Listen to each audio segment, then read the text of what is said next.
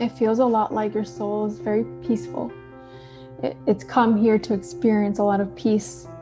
You're supposed to find peace even in the chaos. There are mirroring things in this life from that past life that you've come to heal with this person. You're strong. You can even, pull yourself up without even having your feet touch anything. I find that even in your current life right now, it's still important for you to use your voice. What I'm getting is that you want a love that you can contribute to. You're asking for like platinum, so you can't accept the copper when it shows up, even though it's pretty too. You are being pushed outside your comfort zone to seek new heights. And you are true to yourself and you're true to others around you as you live your authentic life. You are just you, and that is all you need to open up. We need you to speak your truth, Katrina.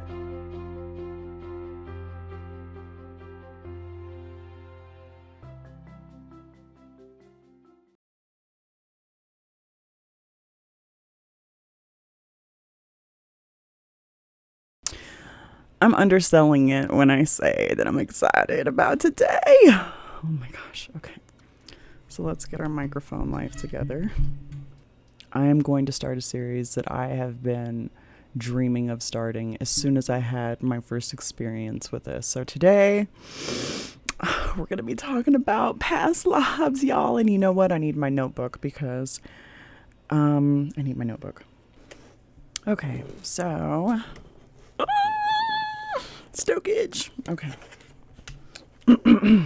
So I'm going to be talking about past lives. I'm going to get my notebook because I don't want to forget. I'm so excited about this subject matter, you guys. You don't understand.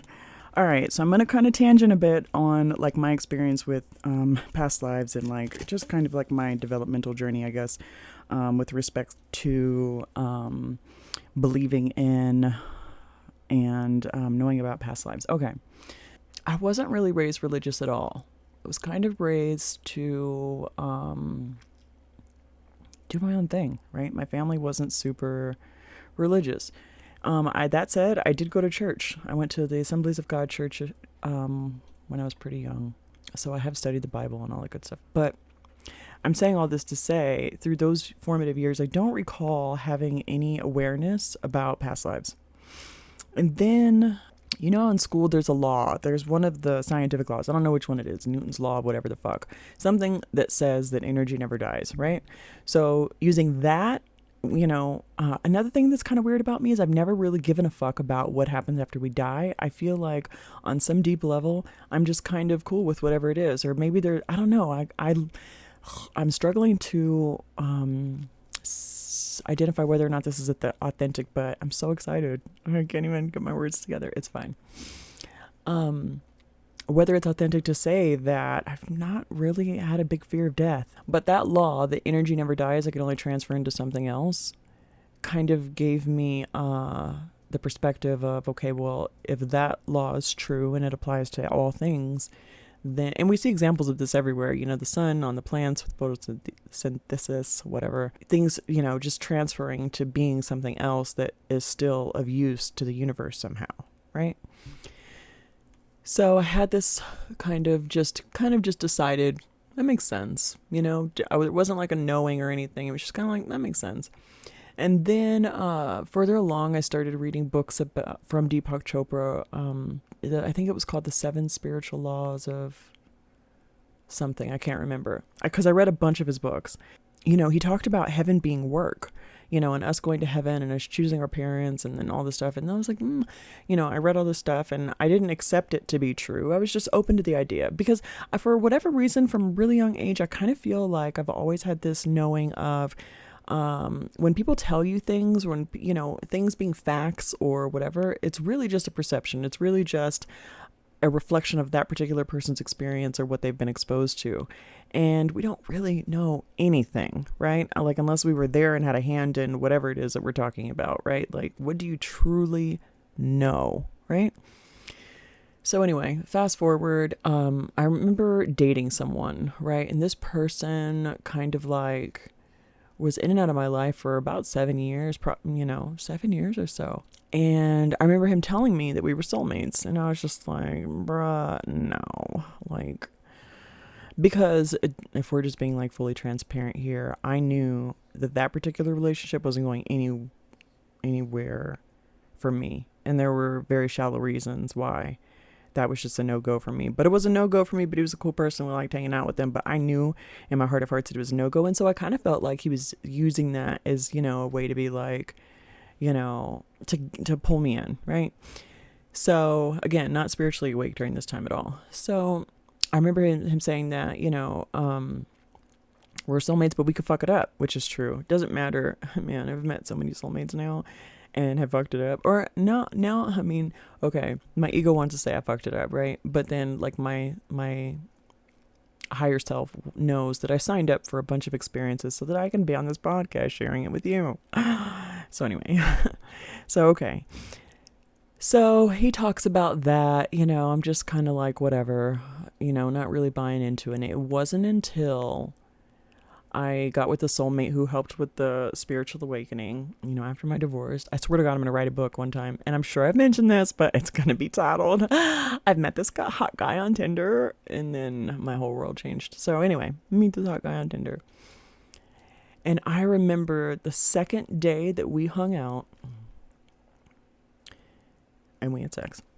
I remember in the midst of it thinking like, what the fuck is this? It was the most transformative, like, because what it felt like was like we had loved each other for a very, very, very, very long time. I still have yet to have this level of, energy with anyone else. It was really, really, really crazy. And then I remember, like, I don't know, a few more hangout times later, and I don't think I said anything to him about it at all. Honestly, I just remember like kind of like, doing anything, and then you lay over and I was just like, what the fuck is, like, my face was screwed up. I'm like, what is happening? What is happening? Because stepping into that particular situation, I was just having a good time, right? It was like recently divorced, just living my best life. And he looked like a really pretty playground to play on. And so for me, stepping into it, it wasn't supposed to be that deep, but it felt like this, oh my God, that was good shit. So anyway, we a few times later, more times later, we hang out and, we're just hanging out. And he says out of nowhere, I know you. And I'm just like, it felt so, I didn't know what the fuck to say to it, because again, a lot of my experiences with him were me not being awake and him being very awake and me not getting it. It was like, there was a kind of internal knowing. So I knew not to argue and I knew he was probably right, but I don't know what the fuck he meant, so further on, I end up getting a reading from Glacier Rain. And my very first experience with past lives. Okay, that's the reading. Let me stop. No, yeah, I'm gonna just go ahead and go into that. Okay, so I go into this reading with Glacia, and I didn't do a sound bite for it, which sucks. But I'm gonna just kind of say what happened. So she does this thing where she does these, she goes into your chakras, and she's able to, do stuff. I don't know what she does. I'm going to be honest with you. Glacia for me is like super high level. And I just know that when I get on the phone with her, that I open up my energy and I allow whatever is in my highest good to happen. And that's what happens. So, she's going through one of my chakras. I think it was my heart chakra. And she said that there was this past life that my soul wanted to make me aware of. And so I could work through it. There was actually a couple that came out in this reading that she talked about, which unfortunately, I might make those a part of the series. I think this episode might be just me just talking about laying the foreground, so we'll just go with that.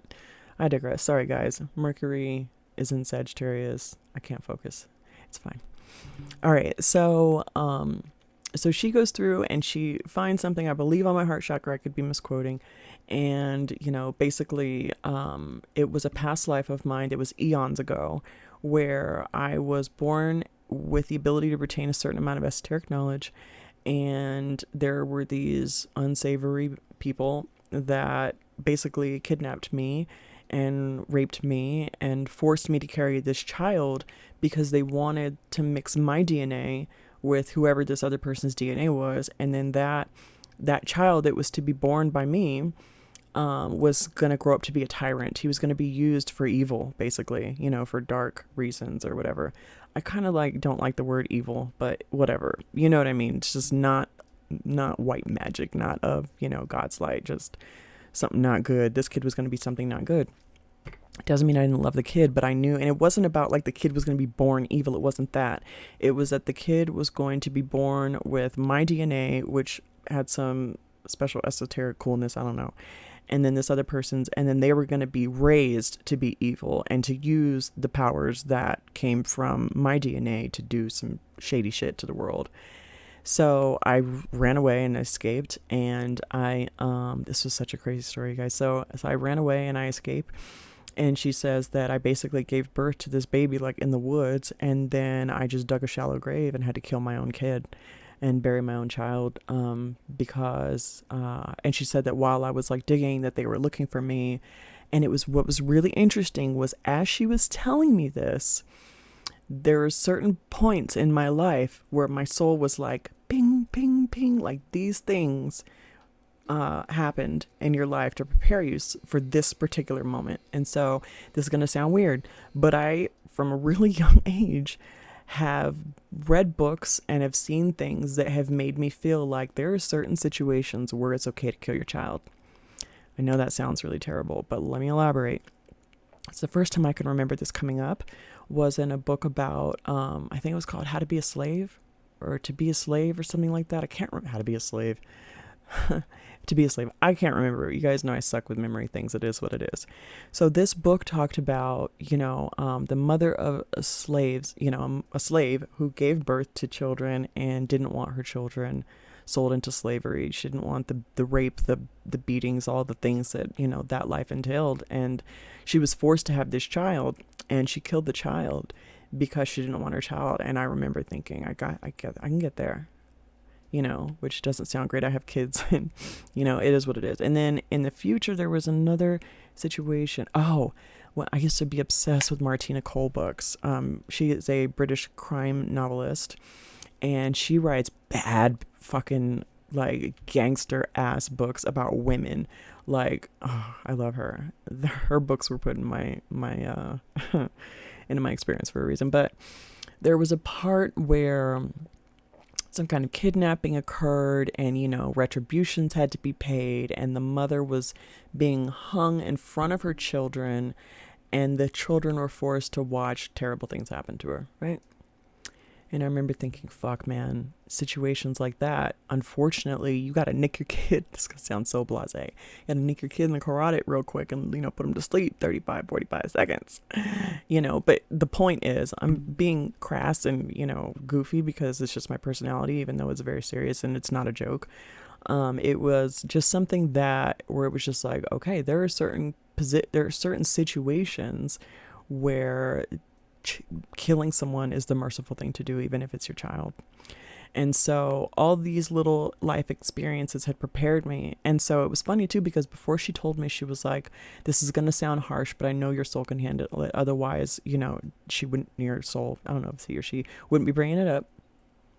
And she was like, but I think you killed your kid. You know, you've killed your kid. And then she explained the why and all that. And I didn't feel any kind of,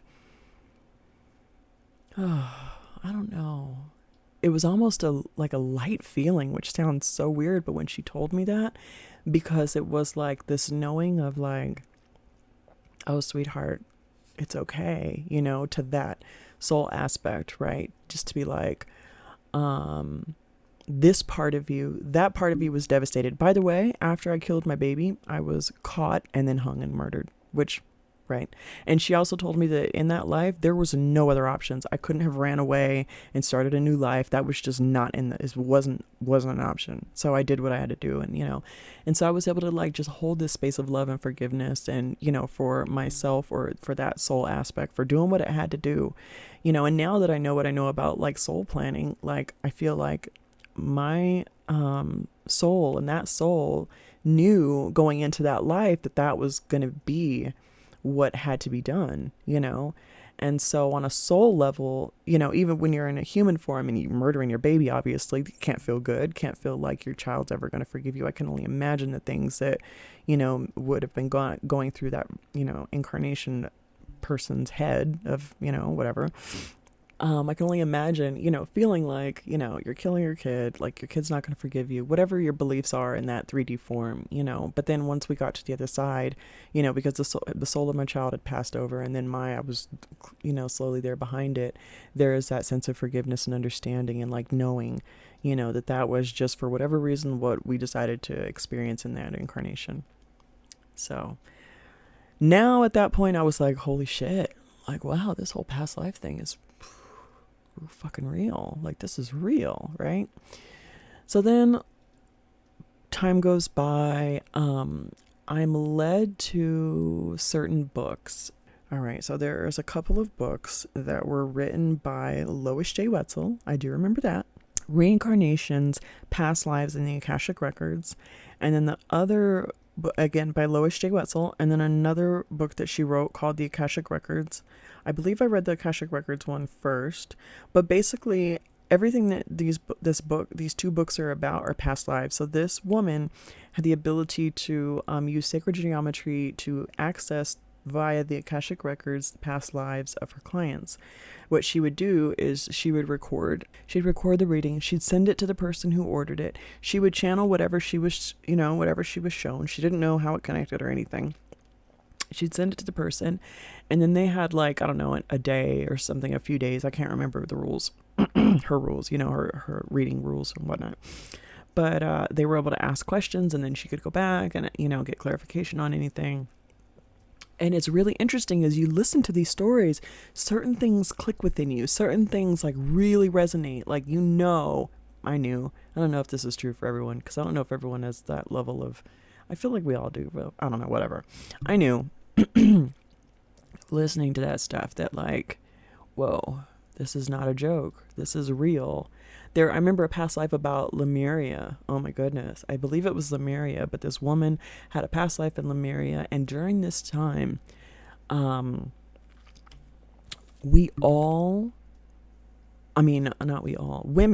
ruled the planet. We were in charge of everything.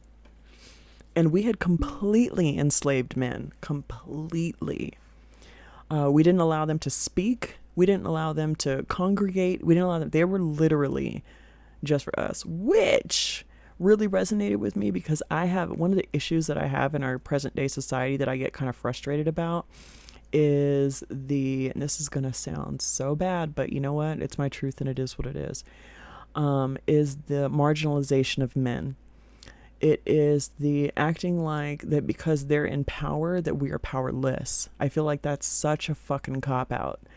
And I feel like there's a little bit of karma happening too, right? Like, so we had this whole period where women ruled everything and we treated the dudes like dog shit. And now we may be on the tail end of that reverse energy kind of wrapping up, because even though there are a ton of places in the world where women are disempowered, there's also a lot of places in this world now where women are completely empowered. Like, obviously first world, things or whatever, but I'm able to be a single woman and dress however the fuck I want and do whatever the fuck I want.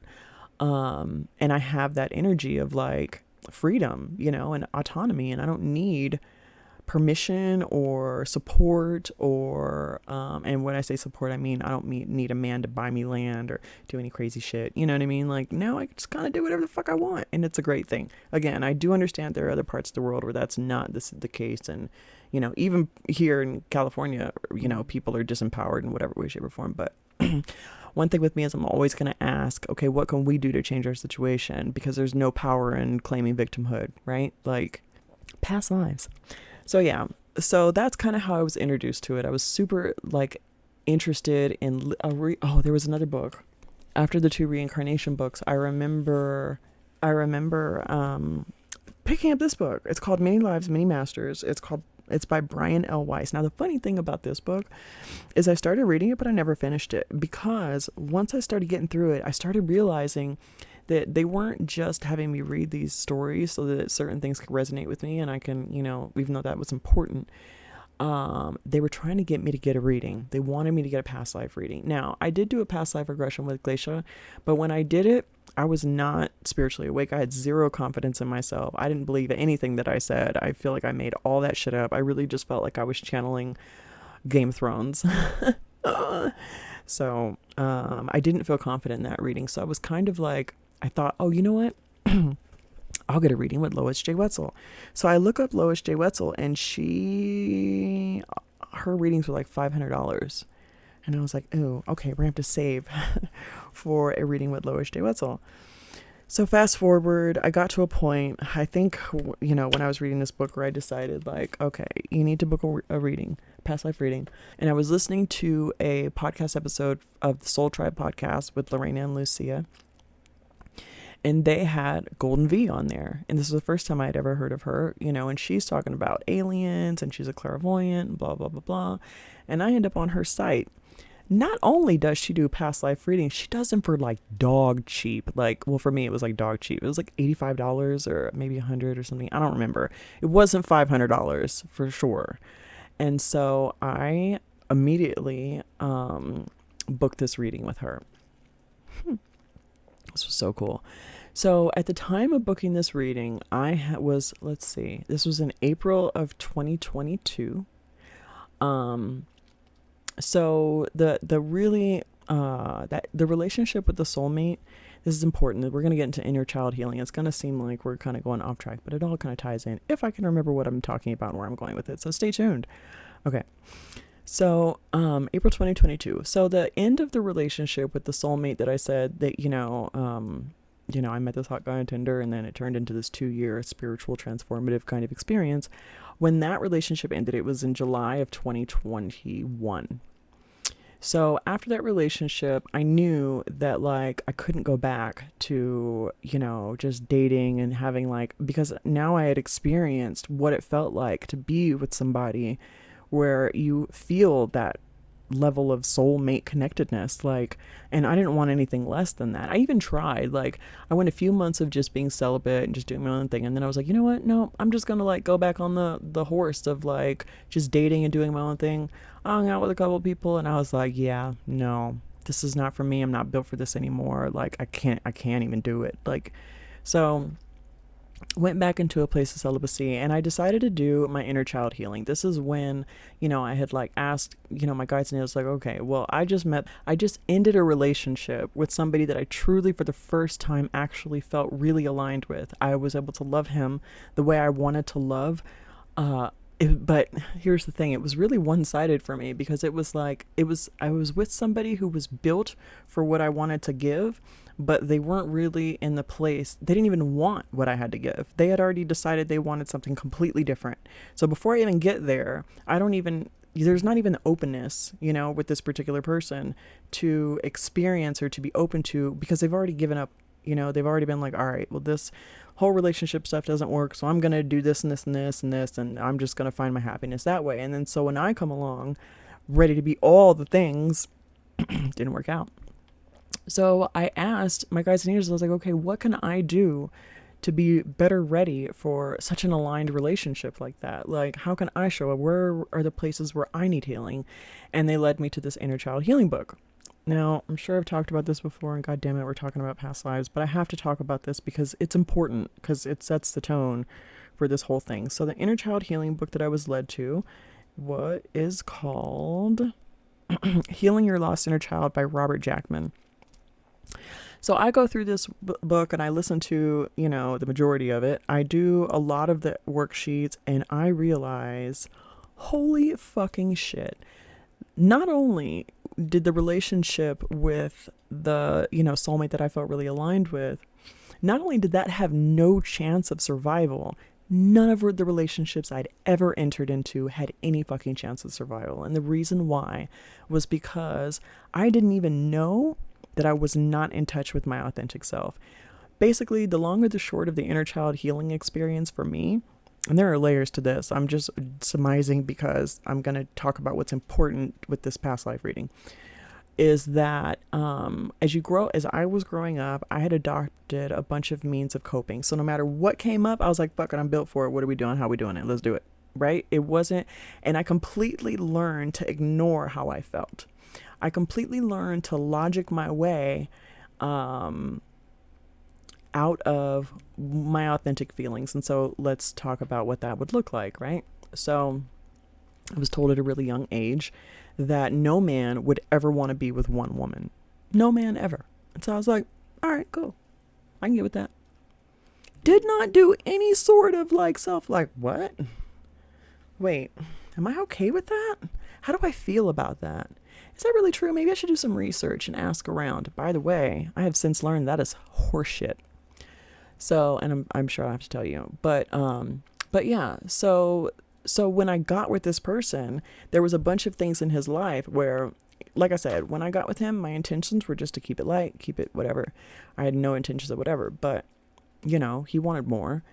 And it kind of, for me, was a situation where I was giving 150% and I was getting 5, what I consider to be 5. He considered it to be 100% because he was used to operating a certain frequency. But for me, and for what I felt like I deserved, I was getting about 5% of what I needed to keep, you know. And it was like my energy, that whole relationship was like just waiting for him to figure out that he's going to lose the closest thing he's ever going to find to a perfect match to him. That's literally, I remember telling my guides and angels, tell his guides and angels, because see, I was a chicken shit at this point. I wouldn't communicate, right? And instead of like speaking my truth, I was just trying to make it work and trying to make it work. These are all trauma tools that I had learned, right?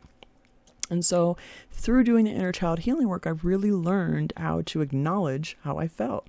I started asking myself questions about, okay, I had to like, I remember telling a girlfriend of mine that it was like being forced into a room with a filing cabinet. And in the filing cabinet are all the beliefs that you hold and the experiences that are attached to the beliefs, right?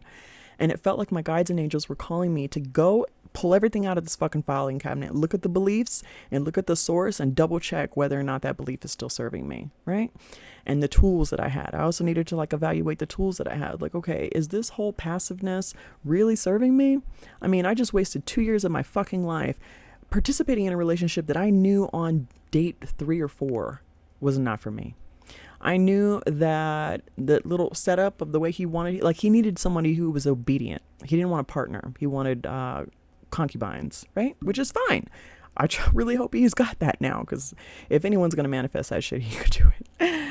So, but that just wasn't for me, and I knew it wasn't. Like, I felt like he was like, you know, his dream life was me settling for like 10% of what I wanted, you know, which really sucked. So, I had done a lot of work on learning new tools and whatnot. So, okay, so now we're like 4 months celibate. We've done a lot of healing. We're just 100%. I was like in my own energy. My days felt good. My energy felt good. And I was in a space of just being led by spirit. And I get the wild fucking hair in my, wild hair up my ass to drive to Colorado. Now, you guys, when I drove to Colorado,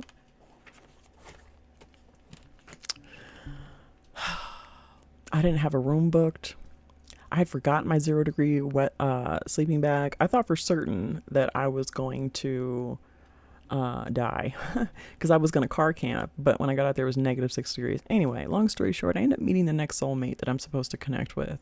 And I knew he was a soulmate before I even met him in person. And the reason why I knew, and I've talked about this in the soulmate episode, was the night before we were supposed to meet, when I texted and I was like, hey, where are we going to meet? 9:00 Basin, cool, whatever. As soon as I sent that text and the phone went down, I felt this light explosion.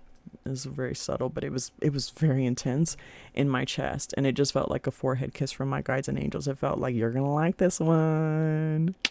And I did. So, excuse me. So I meet this guy, and like on day 2, the second day, I just didn't want to be away from him. There was this velvety feeling, and that sounds so stupid, but it literally, the energy between us just felt so peaceful and so velvety. And the way this boy loved me, oh my God, so that whole, a man will never want one woman,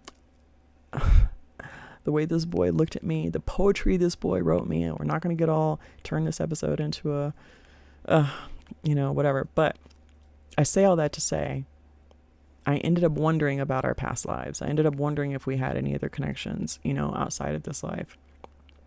And so I book a past life reading. See, we got there, guys. We got there. Now, by the time into this relationship, I'd had a couple of instances where I could see that all the work that I did with my inner child healing was not translating to this new person. And it was because they didn't have, like, I remember something happened and I was like, this makes me feel like this. And his response was, that shouldn't make you feel that way, which is like the most, no, that's not the way we treat people's feelings. That's not the way we treat someone that we love and care about. That's not I mean, I would have too, inner child healing. But now that I'm post inner child healing, I'm understanding that when someone tells me their feelings, it's their soul telling them, that this is in alignment with what they truly want. And so I want to respect that, right? Because I want what people want for themselves. I don't want to control the way someone else feels so that they can be, who I want them to be. And it was very disconcerting for me. And it was a huge aha moment of, oh my God. So it doesn't matter that I've done all this work on myself. If you pair with somebody who doesn't match that, who doesn't have that same language or that same knowledge base or whatever, right? It started getting to a point where things were kind of getting difficult, right? It kind of felt like a tug of war between him and I of just like, and it was frustrating. So I ended up getting this past life reading. And finally, this is what we're about to go into. So I want to play, so what I'm going to do is I'm going to make a series of episodes, and each episode is going to focus on one particular past life. And I'm going to talk about like how it related to my current life and why I needed to know that. So let's go ahead and play this very first one. So basically the way V does the readings is she's like, okay, we can do this two ways. She's like, you can tell me people that you want to know about. She's like, oh, I forgot a missing piece. Okay. She's like, you can tell me the people that you want to know about and I can see what comes up. She's like, or I can just see what comes up, And so I'm always like enamored with my guides and angels' ability to know exactly what the fuck I need. So I'm just like, all right. So I started out saying, let's just see what comes up. And then toward the end, I ended up asking about my then boyfriend. Now, there's something else I needed to mention. Okay, so the soulmate who I spent the 2 years with and whatever, when we broke up, he got really vicious and really upset and blah, blah, blah, blah. He said some really hurtful things. And one of the things that he said was that I wasn't authentic and that the things that I wanted were just copying what he wanted, right? And so I am one of those people that is at a level of, self-awareness and metacognition to where I try to be objective. And even if I know someone's being shitty and my intuition is like, that's horseshit, my mind will be like, wait, let's see if there's any truth to that, right? So one of the times, I think it was while I was driving in Colorado, I remember asking my guides and angels, where did my love for the mountains come from? Why do I love flying so much? And when did I begin wanting to be a pilot? I almost started like gaslighting myself and questioning, because those were two things that he and I both shared that were big deals for us. We both wanted to be pilots, and the mountains we had a special place for the mountains, and we had actually, whatever, it doesn't matter. So, but that's important because months later, my guides and angels had an opportunity to answer these questions. And so, all right, so let's go into the first reading, which I believe is Switzerland. So I had actually, prior to this reading, like I would get on Instagram and Switzerland kept coming up, and then I kept having random ads for, like, I saw Switzerland so many times. I remember being like, what the fuck is going on, kids? Meaning my guides and angels. I'm just goofy. What's with it? Like, is Switzerland the move? Does a bitch need to move to Switzerland? Because I'm getting a lot of like Switzerland feedback here, So anyway. So again, first reading. This is the very first past life reading with V.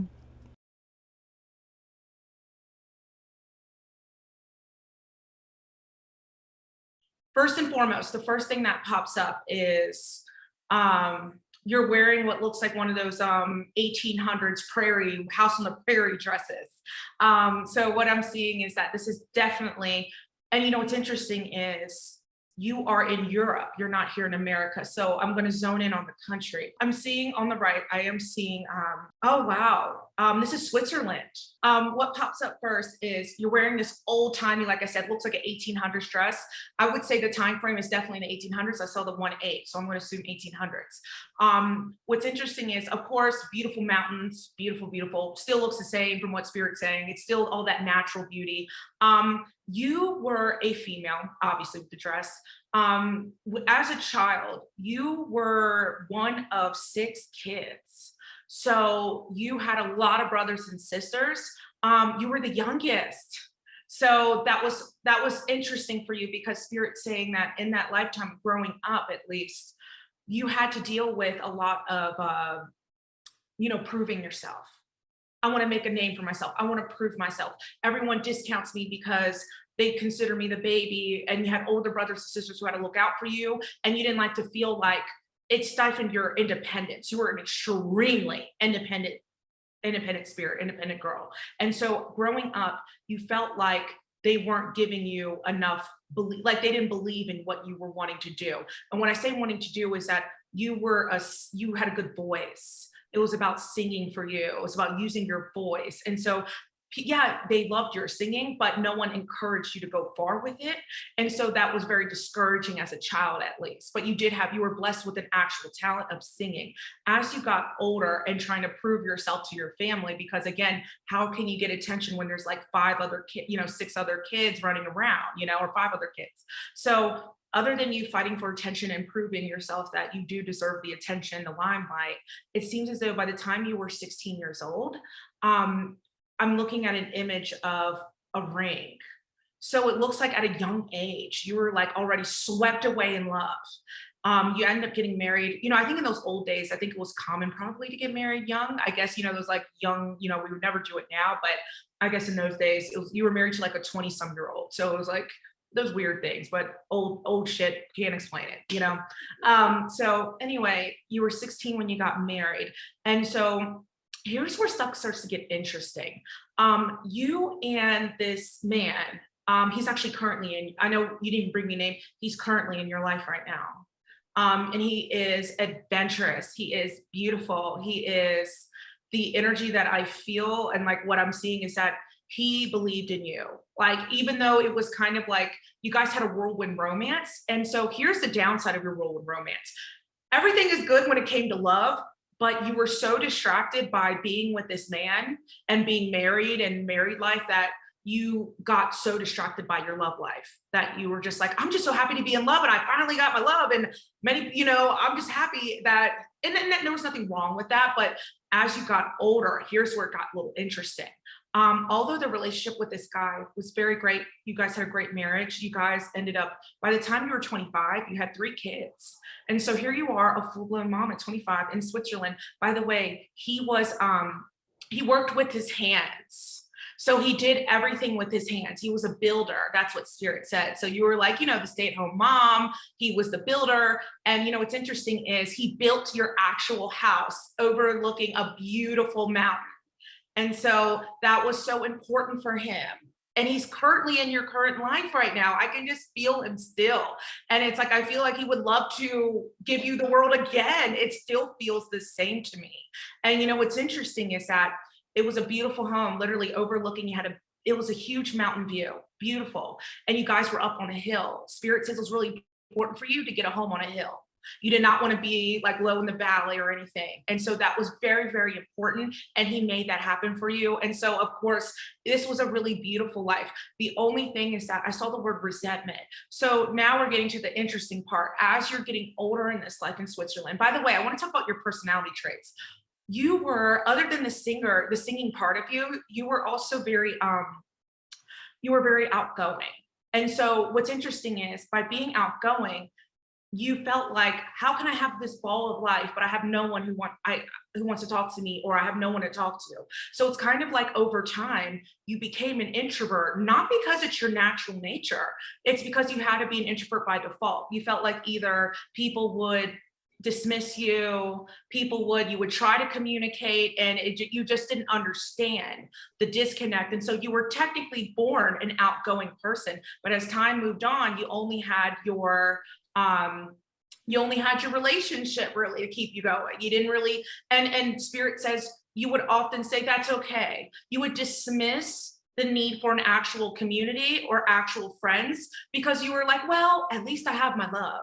Because you guys had a strong relationship. But Spirit says just because you have a strong love does not mean you don't have other needs. And it's okay to say, like, you know what, although I'm fulfilled, there is a part of me that still seeks connection. That doesn't mean I'm not in love with your ass. It just means that, there's other needs that you have as a woman, and as you wanted to connect to people, and your outgoingness just kind of dwindled. And then you just kind of became more of like a recluse in the house. And so what's interesting is your personality, other than that, you were, it's also what you were gifted with. They said you were really, really great at being able to, they said you would sew, you would create. And so it's kind of funny how your husband that was a builder with his hands, but you also were good with your hands. You would create, you would sew, you would create. They showed me an image of a bowl, like pottery, like you would make it handmade. And so you were so good at like little artistic things like that. And so the beautiful thing about that is that you would go into town and you would barter, you would sell it. And so that gave you a lot of joy. And so Spirit's saying the common theme in this life was about independence. Think about how you started that life wanting to be independent from all the siblings, like you couldn't get a word in, and then think about how you had a beautiful voice, but you couldn't use it in the singing capacity. You couldn't really use your voice when you wanted to connect to other townspeople. And that was a lot of your purpose. So I find that even in your current life right now, it's still important for you to use your voice. You are being pushed outside your comfort zone, I'm talking about your present life right now, to seek kind of higher, new heights, pun intended. I say heights because of the mountains, about Switzerland. And speaking of Switzerland, the reason why you are drawn to it right now is that there is a part of you, and oftentimes random different past lives influence our current life, depending on whatever journey we're about to embark on. And so the reason why you've been feeling really drawn to getting a house or something in Switzerland is because that life brought you a lot of inner peace. Yes, you weren't able to really, you had a really fulfilling love life to the point where you almost felt guilty for needing other things outside of that. Does that make sense? Like where you're like, I'm so fulfilled, but why do I feel like I still need more? Does that make me ungrateful? No, it doesn't make you ungrateful. It makes you human. It's normal. And so Spirit's saying that the pull to Switzerland is for you to use your voice. That's why you felt called to not just voice, but also they said independent business. Renting. I saw the word renting. I feel as though even if you do get a place, I feel like you can make money off of it. I mean, I'm not saying everything has to be about money in life, but I'm just throwing it out there that it could be very lucrative for you if you do choose to, whatever, go out there. What's interesting is even in Switzerland, the energy really works for your energy. It does. In this life, the past life, and also what Spirit's saying with that past life, going back to it real quick, is that you lived very long. I would say that what you end up passing with, you end up passing away with a bacterial infection. And so yeah, you had really bad stomach pains. And also, what's interesting, this is so random, but you also really had bad your ovaries. You had something messed up with your ovaries in that lifetime. Even though you had 3 kids, after that, you always had really bad periods. I don't know why it was just a part of it. It was really bad periods. It's something with your ovaries, but you did have like some kind of bacterial infection, but you lived a very long life to about 70. So it was a very peaceful life. And Spirit saying that, you did what you could to put yourself out there. The reason why they're bringing up this life is that to not guilt yourself. Do not shame yourself for what you don't accomplish. You had a lot of shame of like shaming yourself, like, how am I gonna have this great voice and no one wants to listen to me? Or how come I'm trying to make friends and conversations and no one's blah, blah, blah, is something wrong with me? You always put the blame on you. And so they were saying that there was never anything wrong with you in that life and in this life when it comes to connecting with people. It just means that sometimes they said that you would try to force connections with the people you wanted instead of just being open to saying, you know what? I can talk to someone who I would never assume would talk back to me. And so you were very like focused, which was good in that life, but you weren't as open to like different walks of life. You did kind of have because your husband was well known in the town as a builder. So it's like, you were kind of trying to be in that, like the highbrow society, if that makes sense. And you just didn't fit in. You just didn't. And that's why it's like, you're shaming yourself when it's really about you just were connected to the wrong kind of folks. It's not about you. It was about actually opening yourself up to newer, to, you know, different levels, different people. And so that's what it was about. And so what's interesting is even right now, Spirit says that it would actually be in your best favor if you do choose to do it. The reason why you're drawn to it is that it's funny, they showed me an airplane. They said trip, at least make a trip. That's what they're saying. There's a trip coming. That's what they're showing me. There's a trip coming for you. And so this, whenever you do go to Switzerland, I say when, because it's not an if, it will happen. And so when you do go, I really want you to bask in all of that energy, because that is your whole past life. And think about, what are the odds everything pops up with your voice? What are the odds with that, right? And so when you're there, I'm not saying you gotta be like yodeling off the mountaintops, but you know, really, really, Spirit saying that it's gonna bring you a big source of like a jolt of energy, where they show me the word confidence. And they said confidence in who you are, confidence in your business. I don't know if you have a business, but I saw the word business. Confidence in your, oh, you do? Okay, so confidence in your business. That's a number one thing they also want to talk about. I mean, I know this isn't a current life reading, but I just want to bring it up real quick. They are saying confidence in your business starts with confidence in yourself and not procrastinating. That's what they said, you procrastinate. And so with all of this, you know, stuff, they just want to say the Switzerland thing really is going to help hone in all of this energy of release. They said going to Switzerland would be a big release for you, basically. You're going to help close up that chapter of that past life and anything that keeps you from shaming yourself for when things don't work out with friendships or relationships or with family members, and not shaming yourself for connections not lasting. Does that make sense? And so that's what a lot of this, that's where they want to start with that, you know, Switzerland life at first. And they just want to advise you that it would be, when you do go there, amazing. Like, I just see your soul glowing. It just really would be a great move for you. I mean, if you choose to do anything there, it would grow greatly because of your past life. And there's a man in your current life that was your husband. And I think he's still in your life now, or in some Will it give his form. name or no? Will it give his name or no? I don't know the name. I just know that I can at least describe the personality. I can feel the personality. This will be someone who is very grounded, someone who's very like level-headed, but someone who's very like adventurous and so loving and so supportive. And I just feel like there is also, I feel like you know what's interesting? I saw the word engineer pop up. Something with engineering. Don't know where that comes from. I saw the word engineer, and I saw him on the computer. Like he's on his laptop all the time, something with a laptop. I see that pop up, but this would be someone who you interact with. Spirit says you interact with this person almost a lot. I feel like this would be someone you're very close.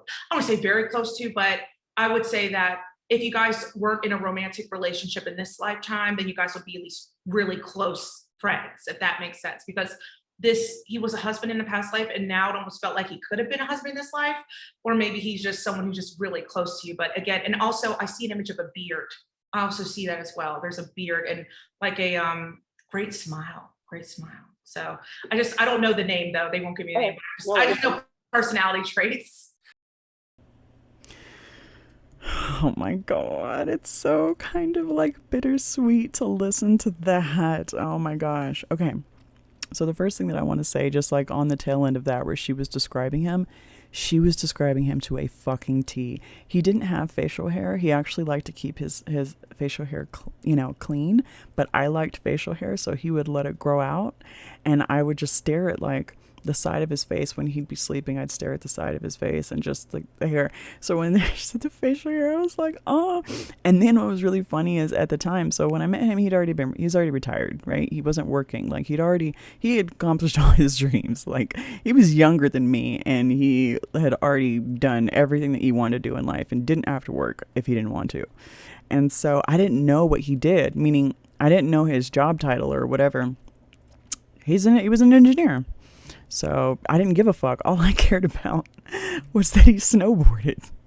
So that was like super, super fucking funny. So I want to talk about a couple of the things that came up in this reading and like how they clicked for me. First of all, he built my house in the mountains. That is a huge dream that I have had forever in this life. Having a house in the mountains, like building a house in the mountains.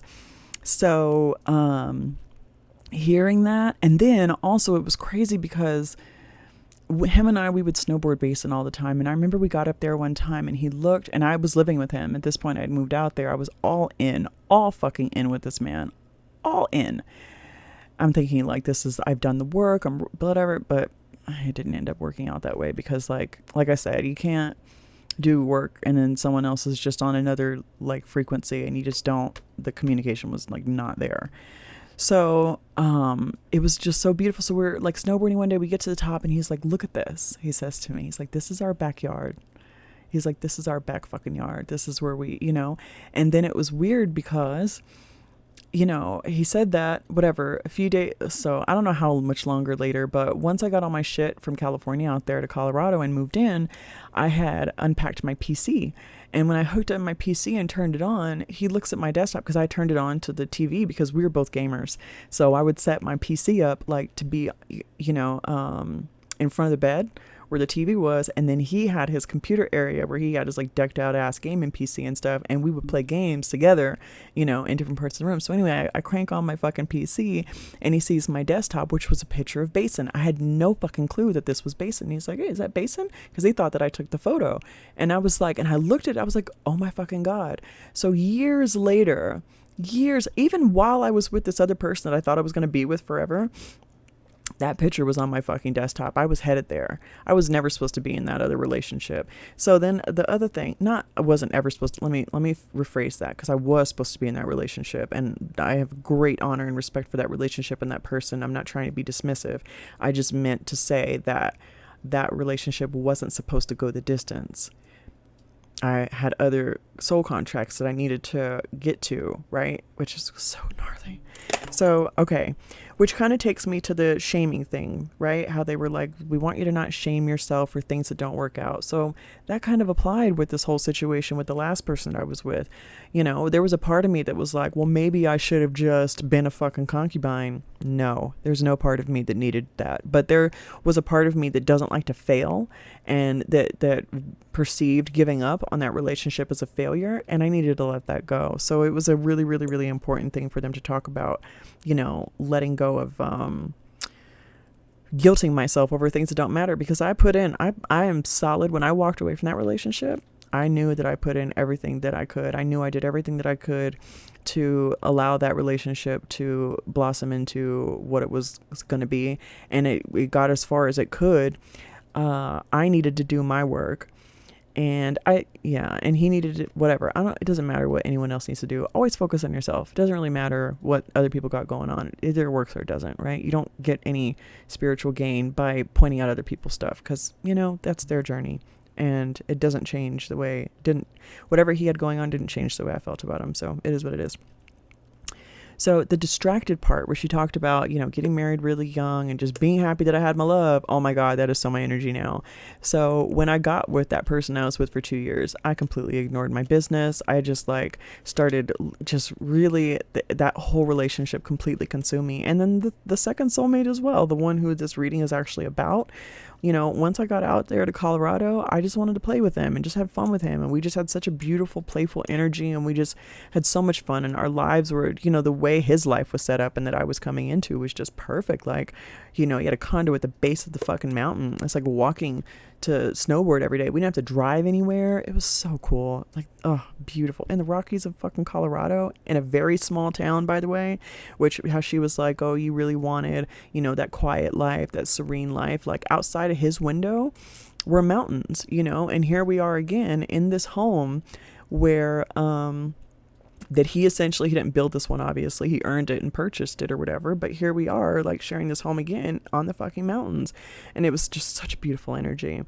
The creativity, that definitely has shown up in my life now. I crochet, I can sew. I do pottery, which is crazy.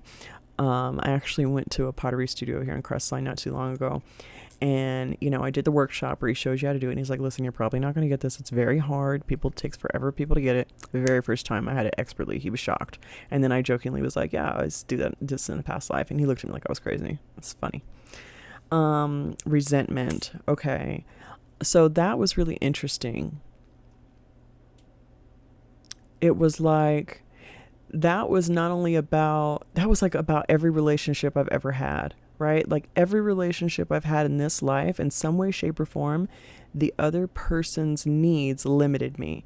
So with my ex-husband, he wanted no parts of living in the mountains and living in the snow. And now me knowing that on a soul level, this is a big fucking deal for me, that relationship was never going to be, I was never going to be truly happy. I was always going to have to sell out, you know, some of what I wanted in order. The relationship with the guy who I met on Tinder, I would have had to sell out. I would have gotten a lot of things that were meaningful to me, but I would have had to sell out wanting an exclusive love, wanting monogamy, wanting somebody that I felt like I was enough for, and they, or was more than enough for, and someone, you know, who I felt like they were more than enough for me, because that's how it felt for me with him. I couldn't, like, nobody else fucking existed. But it is what it is, and it wasn't supposed to work out. And, you know, had I stayed in those relationships, had I stayed with my ex-husband on a long enough timeline, I would have ended up definitely resenting him. Honestly, it kind of got to that point toward the end of our marriage. I remember realizing that I was just never going to have the life that I wanted with him. And no, you know, whatever. He's actually has a better life now that I'm not in his life, because he's not being pulled areas he doesn't want to go. He's got a woman who loves him to death and wants to go to Vegas. I don't fucking want to go to Vegas, you know? So... resentment, peace. Okay, that has just shown up in my experience so much, you know, just this common denominator of really, really, really wanting peace. And the fact that that life came up, and it also explained the energy between him and I, because we had like different belief systems and we were on different levels. And when we would try to have certain intellectual conversations, sometimes there would be a clash. But when we weren't saying a fucking word, when it was just me laying on his shoulder with my arm crossed around his chest, it was pure love and just softness and just velvet and just peace and just like butter. Like, oh my God, it was such a beautifully just peaceful connection. And the way he would look at me, like, man, he said to me very, very, very early on that I was his ideal beauty. And he looked at me like that too. Like, oh, all right, I don't want to cry. This person's not in my life anymore, and I fucking hate that he's not in my life anymore. And it's just, it got to that point where it just, things were, you know, hurt people, and I was getting hurt. And so I had to make some changes and whatever, which sucks because, you know, the whole introvert thing. So in this life, I very, very, very strongly identify as an introvert. And I think they were kind of challenging me to say, hey, you know, you might not be as big as an introvert as you think you are. It could have just been by programming, right? So I now know that I was a very sensitive child who saw dead people, who was clairvoyant, who was sensitive to people's energies, and nobody was telling me this when I was a kid. When I was a kid, it was just like feeling and just anxiety and feeling and fear and, you know, just all this like kind of energy bouncing around through me that wasn't even mine, but I didn't know that. Nobody was in my life telling me, sweetheart, you know, blah, blah, blah, whatever. So in this life, and because we moved around so much, like I tell people now, like I have a couple of girlfriends, but I'm like, I'll tell them like, I don't know how to be a friend. Like, what do I do? Okay, it's your birthday. Okay, you invited me over. Like, am I supposed to bring anything? What's the decorum? I literally will ask, because I don't have that practice of maintaining long-term friendships. And I don't have that. Like, for me, being in a relationship has always been enough. I've always been good with just having my person, you know, and that's cool. But like she said, you know, I couldn't build my business. I mean, I could build, you know, my business, but the point is that I'm supposed to, in this life, expand, and I'm supposed to be doing more, and I'm supposed to be putting myself out there, apparently, which is what we're doing here on the podcast, ladies and gentlemen. So, yeah. Oh, the ovaries and the periods. So she talks about that, which was really interesting. I don't think I played this in there, but oh no, it's a different reading. Okay. So I'll just address this part. So the ovaries and whatever. So once I moved in with my the ex that she's talking about on this through this reading, I started having really, really, really painful periods. It was so weird. So for her, she's just like a little throwaway. Oh, by the way, I don't know why they brought that up or whatever, but it applied. It 100% applied. And it was crazy that she said that. So that was the thing. That was like the moment where I learned that, like, when you reconnect with people that you had certain things with in past lives, also injuries and emotions and things will come up. You'll bring that in from, you know, another past life experience, and you can heal it in this life. So don't know how I'm supposed to heal my ovaries, guys. If you guys want to chime in at any point and let a bitch know, I'm saying we good. All right, guilt myself with things that work out, procrastinate. That was, love that. So I am the queen of procrastinating. I'm also the queen of distractions. I'm working on it, guys. Like I'm trying to get better. But the struggle is real. The struggle is real. So I thought it was pretty hilarious that she brought that up, and that kind of came up as well. So I accidentally just hit the unrecord button, and now I just realized in my last recording I didn't even do a sound check to make sure that the sound is recording. So if I recorded this whole episode without talking, I guess that'll be God's way of saying it. My first take wasn't good enough. All right. So let me see if there was any other notes that I wanted to make about these particular past lives.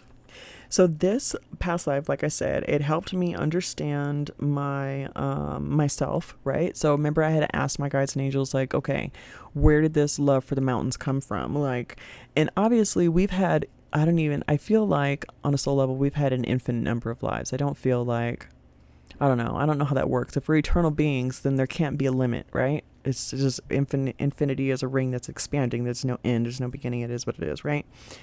So,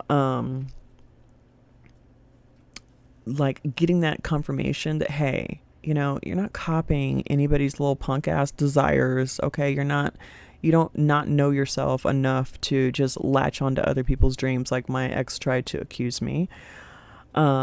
This desire to live in the mountains and to have a home in the mountains is soul fucking deep. It is about peace. It is about love. It is about just a level of security that I enjoyed in a life that my, ex in Colorado gave me. And it was so funny because, man, just that energy really, really, really carried over. That energy between us and the dynamics of our actual relationship really didn't fit the feeling. And this has happened to me in more than one occasion. And I didn't really realize until, honestly, my last relationship, how energies from previous incarnations can come into your current relationship and things can kind of play out to be whatever that they're going to be. It also helped me understand my life purpose with regards to finding peace, being independent. So I've known for a long time, and I would say to people like, I don't know, man, there's something about, because anytime I try to like team up with someone on some solid like team shit, it never really works out. And it not working out ends up working in my favor. So I really do believe that there's something in this life, and I've said it over and over again to myself and to people in my life, that there's something about me getting shit done in this life on my own, so that was kind of nice to have that, reiterated.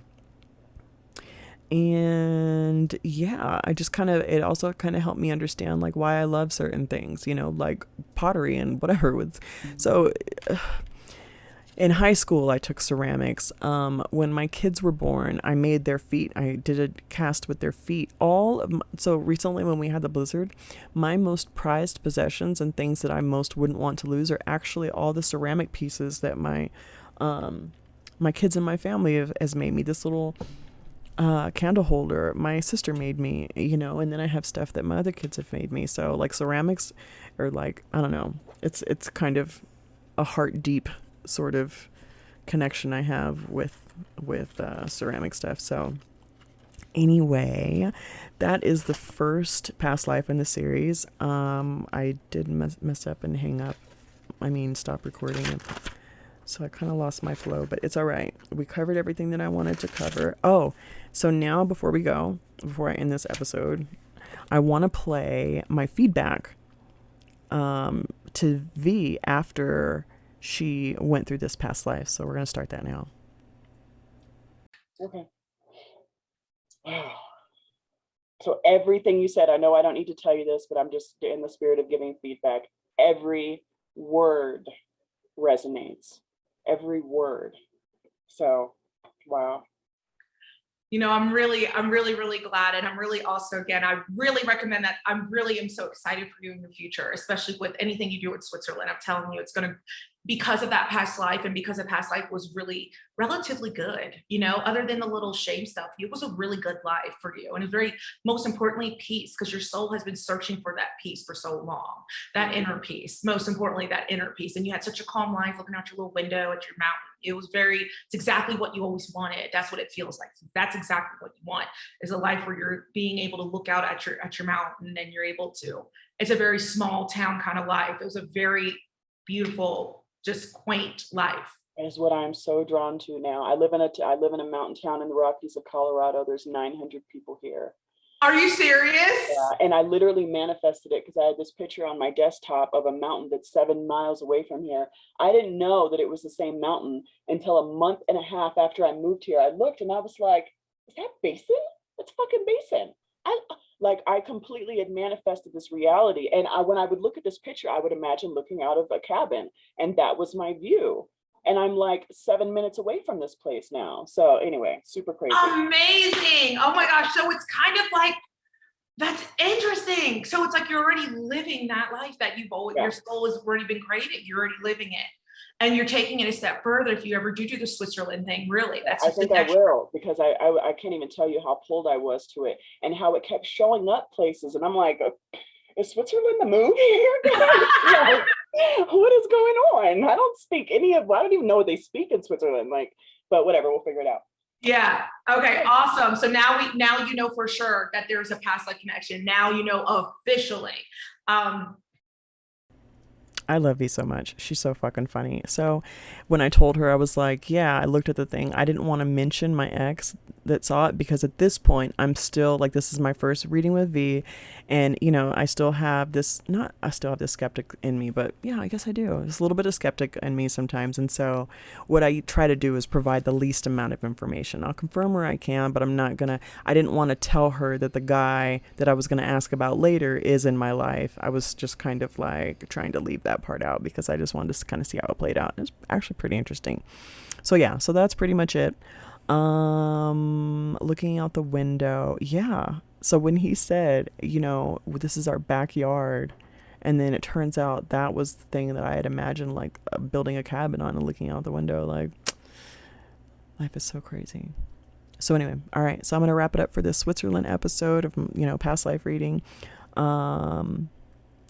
Side note, another thing that I really would love to do, I would love to do a photo shoot, several photo shoots, honestly, where I recreate pictures of things that happened in my past life, right? So maybe in Switzerland, I don't really want to dress up like what I imagine the prairie dress, but whatever, we'll play with it. But yeah, so if anyone is interested in like traveling with a bitch and taking some pictures, that could be really cool. I really would like to create a body of work though that is photography, like photos of these various past lives. So anyway, I'm just gonna throw that out there and see what happens with the universe. I hope you enjoyed this episode. Please let me know if you have any questions. If you want to book a reading with Golden V, you could do that at goldenvee.com, goldenvee.com. And my dog is going to knock over the camera. Thanks for listening, you guys.